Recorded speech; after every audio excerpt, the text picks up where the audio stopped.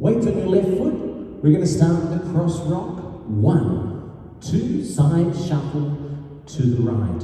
Crossing your left foot, cross, back, quarter turn shuffle to the left. Section number 2, we stomp forward on that right foot. 1 and hold. We're going to gallop into a walk forward together. Walk, walk. Rocking forward, right, recover, and heel and step.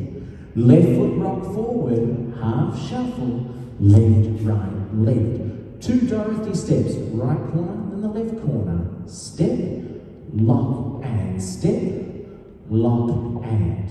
Rocking forward with your right foot, you recover your weight back. A full turn back stepping, half, half. Step the right foot back, we drag it in. We're going to do a ball step and out, out into your left corner, ready to start again. Let's do it the count. 7, 8. 1, 2, 3 and 4. 5, 6, 7 and 8. 1, hold 2 and 3, 4, 5, 6 and 7 and 8. 1, 2, 3 and 4, 5, 6 and 7, 8 and 1, 2, 3, 4, 5, 6 and 7, 8, and we start the dance. There are no tags, there are no restarts with this one. To finish the dance, you simply be at the front wall.